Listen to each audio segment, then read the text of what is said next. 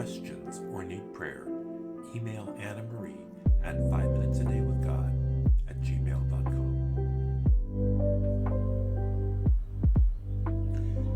Be sure to like and subscribe to our videos so that more people can hear the Word of God.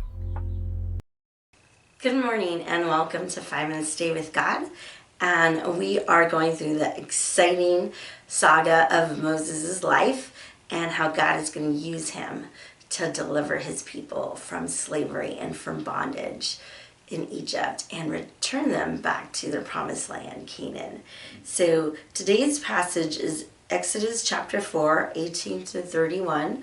Go ahead and read that on your own. And the title of the section is Moses Returns to Egypt. So one thing that Moses does that is good, as before he starts off on this journey, he finally agrees to go, and he starts off with asking permission from his employer. So he goes to his father-in-law and says, he doesn't reveal the whole story because he's like, this is probably too much for him, but he says, I need to go back and check on my family. And Jethro says yes, and he releases him and says, go in peace. And so I just kind of read over that verse and don't think about anything about that. But this is an important example. This is a good example for us because following God doesn't mean neglecting your responsibilities, right? Sometimes people think, okay, God's called me to this, I'm just going to go. And they neglect their responsibilities that they have or the commitments that they have. And so this was a good example here that Moses got released from his employer, his father-in-law.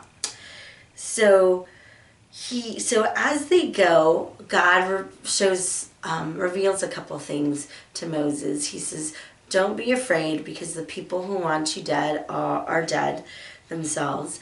And so you don't have to worry about your life. And he says that this isn't going to be easy. He said Pharaoh's heart is going to be hardened. And eventually it's going to take God to take the life of his oldest son for Pharaoh to agree to let the people go. So he's already preparing Moses and saying this is not going to be easy. And so on the way, God confronts Moses. And it says that he tries to kill him. And so that kind of seems odd to us. But basically he's disabling him because what he's saying is Moses has not been obedient in circumcising his son. And so while Moses is kind of disabled with God, basically, Zipporah comes in and she acts and she circumcises his son and she throws the blood on the ground and says, okay, here you go. And so then Moses is released and they're able to go. Because, again, God is wanting obedience, right? This is just a picture, like it seems really harsh for us, but God is wanting obedience. And so then we see God sends Aaron and he says, go meet your brother in the wilderness. So as he is on this journey, he meets Aaron and it's a great reunion. And then together they go and they meet with the elders.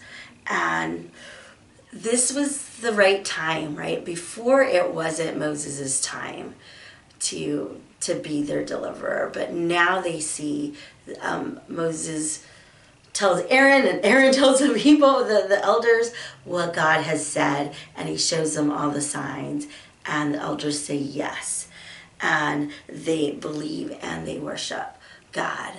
And they know that this is the right time that Moses is going to be a part of delivering them. And so, again, years before when Israel rejected him, but now it's the right time. And so here we see this is God's destiny for Moses about to be fulfilled. So this is beautiful. So we're going to see how the right time, right place, right season, God is going to use Moses.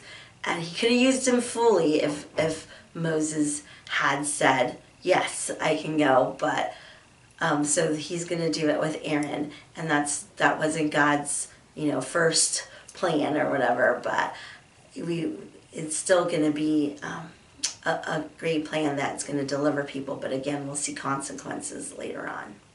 Have a good day, and we'll see you tomorrow. Remember, 5 minutes in the Word can change your life.